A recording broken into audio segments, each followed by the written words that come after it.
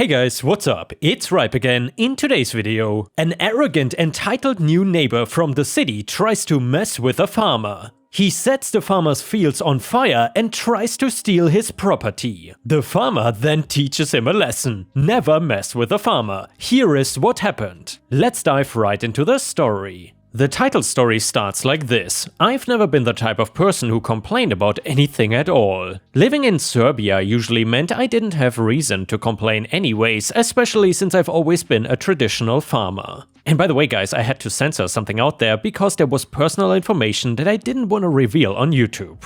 So anyway, my life is fairly peaceful. My house and the land around it have been passed down in my family for generations. Just like how my father taught me how to farm in the large area around the house, his father had taught him as well. That being said, we always kept up with new methods of farming as well. The cattle shed is equipped with the latest technology to ensure that the cows can live comfortably in the right temperature throughout the year. Winters here get very harsh, so it was very important to ensure the shed has a large heater. Even the milking process was now automatic thanks to new machines. Also, I was not the only farmer in my town. The soil here is very fertile, due to which there has always been a massive farming community present. And yes, we are all supportive of each other.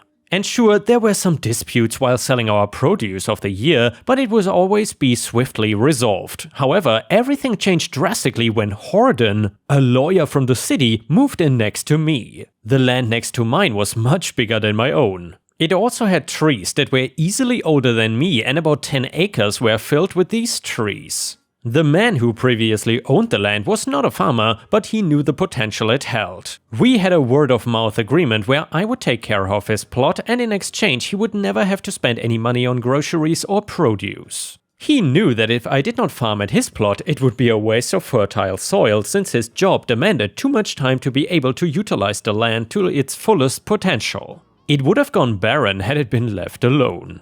Additionally, I would collect enough wood from the trees to keep our houses warm throughout the year. It gets very expensive to buy firewood externally, so this too benefited him. However, the trouble began when he sold his house to a rich lawyer who decided to move from the city due to the increasing competitiveness in the law field. He figured it would be easier to find clients in a town full of people that had old money and no lawyers. Lack of local lawyers also meant it would be easier to scam people out of their money by using the law as an excuse. His very first week after moving in, he managed to extort money from Tom, the farmer that lived across from us. He filed a lawsuit for some bogus reason along the lines of noise pollution. Everyone knew that the real reason was that Tom is an immigrant and Horden was clearly bothered by it.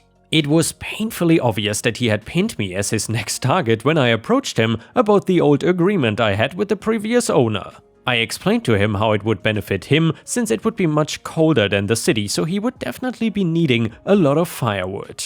It would have also helped to restore the goodwill of the community with him. However, he lost his cool much before I got to the part about returning Tom's money back. Winter was never the best time for crops, and losing his money in November would have made things very hard for him. Horden thought it was illegal that I would look after fields that did not technically belong to me. He decided to make it his life's mission to bring justice because he assumed that all the years I had previously farmed at his land meant that he was at a loss. He assumed that I basically encroached his land for so many years and now he was entitled to my land. The very next day, I found a letter that was supposedly from the city council stating that farmers are not allowed to live anywhere near that's less than 15 kilometers away from the city's perimeter. It instantly seemed suspicious, but just to be sure, I checked with the other farmers about whether or not they received the letter too. It was no surprise that they hadn't. I knew it must have been Horden who forged a letter from the city council. My mistake was assuming that he just meant it as a prank to scare me, but things got progressively worse after I simply ignored the letter. In the following week, the police visited my farm numerous times due to complaints about noise. The machinery in the farm usually makes a buzzing sound when they are being operated, but my farm is big enough to ensure that no one else is affected by the sound, but that's not what the cops had been told. Upon inspection, they immediately determined it was a false complaint and left. When they were called again due to the mooing of the cows, even the officers were visibly annoyed about having been called over for something so trivial. They were fully aware of the fact that this was a farming area and that these sounds were the norm. It was not very hard to ignore all of this, considering it did not disrupt my day very much. However, this pissed off Horden even more. He then barged into my house and threatened to file a complaint to the IRS for tax evasion. And by the way, Ripestars, in this case I actually asked the OP because I was confused that he mentions the IRS, and I'm pretty sure the IRS or the equivalent in Serbia has a different name. However, OP said that there are so many Americans on Reddit that he simply used the word IRS to not confuse them. So either way, I had always been very meticulous about my taxes, so when I brought out all the relevant files in a matter of minutes, he was speechless and stormed out of there angrily. I watched him walk out to the balcony and pull out his phone. He quickly dialed and his tone changed immediately when the receiver picked up. He sounded very panicked when he stated that he was being held hostage and then proceeded to tell them my address. He even told them that I was attempting to burn him alive. I rushed out to call him out on this blatant lie, but he had gotten off call by then. He ran towards the hay kept aside for the cattle and pulled out a lighter. Before I knew it, the cattle shed was catching fire. Additionally, the fire spread quickly further and reached a part of my field. I panicked seeing my crops going up in flames. I raced to the water hose and tried dousing the fire, but the flames grew bigger. Fortunately, his call worked in my favor as the police arrived immediately and brought a fire truck along with them. They were confused about the situation but focused on the immediate threat first. Once the fire was out, they put us both in cuffs to figure out exactly what had happened. Horden's hysteria made it very hard for them to understand what was actually going on. Just then, Tom arrived at the scene. He had heard Horden's truck pull up the infrastructure of my house and had come over to find out why. This was when he was setting fire to the hay and Tom managed to film it on his phone. When the police saw the video, they booked Horden for destruction of property and for endangering my life. The only time I had to see Horden after that was at the court hearing when I testified. He was locked up for a long time after that and no one was happier than Tom and I. And yeah, Ripestars, obviously this stupid entitled lawyer from the city has not heard the phrase "never mess with a farmer." I suppose this guy thought that farmers are dumb and obviously have no chance versus big lawyers from the city, but clearly he was completely in the wrong here and I hope he learned his lesson. But you never know with these people. If you enjoyed this story, please don't forget to like the video because that would mean a lot to me. Either way, the next one is titled Car Revenge Done Right. I grew up and still live in a city in Massachusetts, and around me are many small, quaint, one-horse New England towns. Sherborne fits this to a T. As a teenager, I learned to drive slowly through this town, as right on the main drag there was a small combined fire and police station with a cruiser always out front keeping an eye on everyone and everything. 20 years later, I am now a married father of 2 small children, and it is the Sunday family drive to the in-laws, but driving back home after the visit through country roads, I noticed a car on my butt, so I sped up a bit, but he was back tailgating me. I looked in the mirror and I see a smiling kid, his arm out the window, and his girl right close next to him. Then he does it again and he's getting a real kick out of his game with my rear bumper. I am pissed at this point, but I am now the adult, so I cannot be giving him the finger, taping the brakes, slowing down, especially with my family in the car, but my route is now taking me through Sherborne with him still tailgating. Sure enough, there's the cruiser, parked as always. I pull up quickly next to him, roll my window down and said, "Officer, see that car? He's right on my rear." He looks at my small children in the backseat and he says, "I got him," and he is off. I was just able to see him catching up with the car before I had to turn off. I get home and I am still pissed. I call the police station, explain the story to the dispatcher and ask if I needed to file a complaint. His response was, "No need to, sir. The driver has warrants and warrants on him. He is now under arrest and we are towing the car as I speak." To this day, I still love telling this story. And the next one is titled, Revenge Can Be Sweet. So, about 8 years ago, I worked for a company where I designed control panels for large site operations. I was an electrical designer. While the company was a global competitor, our office was about 100 people and our electrical design team consisted of me and another designer, a few electrical engineers and our immediate supervisor.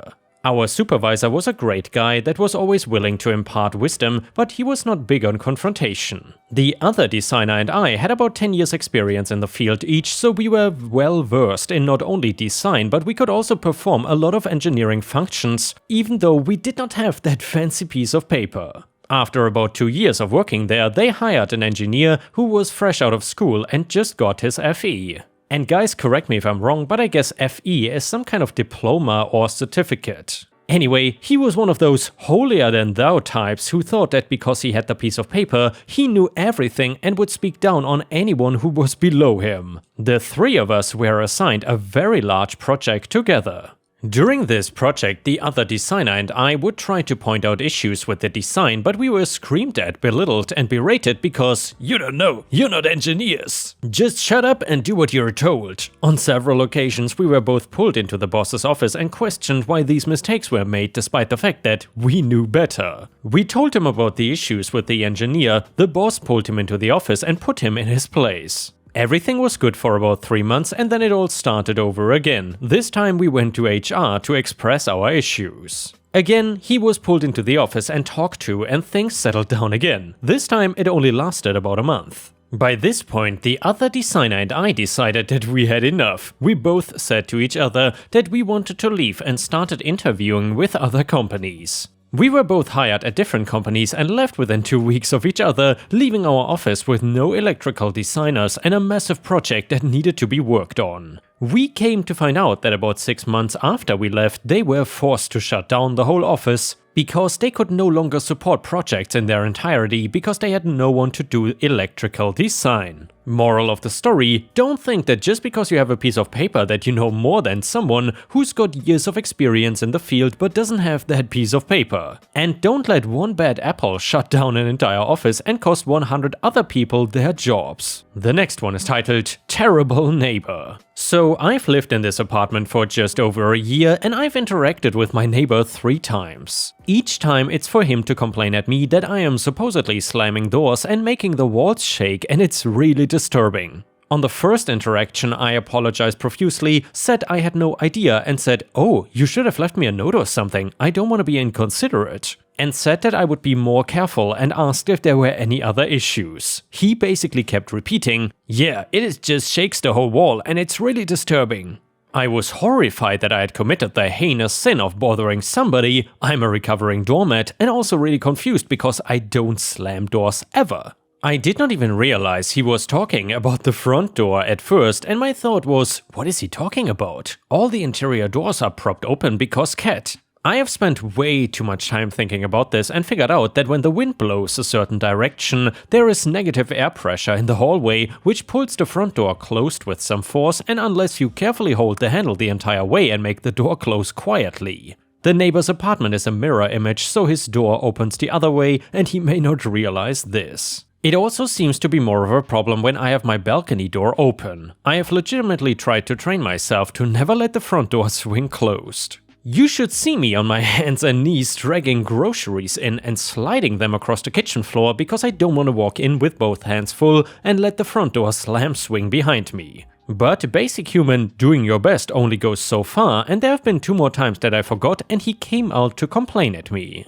After the second interaction, I was really bothered that he still seemed to think I was slamming the door deliberately, and I left a note on his door apologizing again, explaining about the wind thing and reiterating that I would do my best and it was not intentional. The third interaction went like this. I forgot my keys, ran back inside to get them off the counter, and allowed the door to slam shut behind me. He came out as I was locking my door. Him, "You're doing it again." Me, "I'm sorry, I'm doing my best." Him, "It's incredibly disturbing. It makes the whole wall shake." Me, "I'm doing my best." "What more do you want me to do?" Him, "Stop slamming the door." He went back inside and I yelled after him, "You know it's not on purpose, right? You know it's the wind." I'm a little oversensitive to people telling me that my best is not good enough. My neighbor does not appreciate my efforts, so I will no longer be making any. As of yesterday, I've started letting the door swing itself closed every single time. I may even be opening my balcony door ahead of time, and I think the dog needs a few extra walks today. And whoops, looks like I forgot something from my car. He is already upset.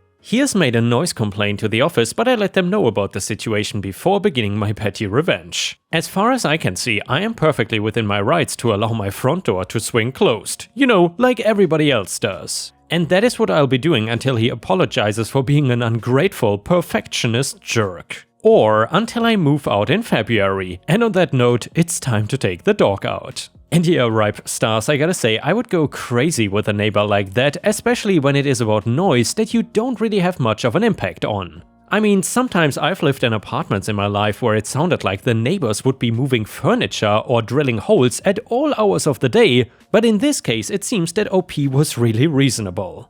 The next one is titled Trashman Digs Through Garbage and Gets a Nice Surprise. My mom lives in a really small town where people get into other people's business quite often. My brother and his family live next door to my mom on opposite ends of shared property. Though it is shared land, they do have separate addresses for their homes, they will often share responsibilities and the like. Well, neither household accumulates enough trash each week to justify both of them having trash service. My mom pays for the pickup and they share a trash can, they rarely even fill the one can between both households. The trashman noticed a piece of junk mail with my brother's name and address on it one day and had a fit, saying that they had to pay for their own trash service. My mom ignored him, they were not doing anything wrong. The trashman did not like this. He started going through her trash before dumping it in the truck to make sure there was not anything in there with my brother's information on it. My brother's household started burning all junk mail, so no one is the wiser even if they were not doing anything wrong. The trashman kept threatening to have their service cancelled. Again, my mom ignored him. He kept digging through the trash and just being a dick in general.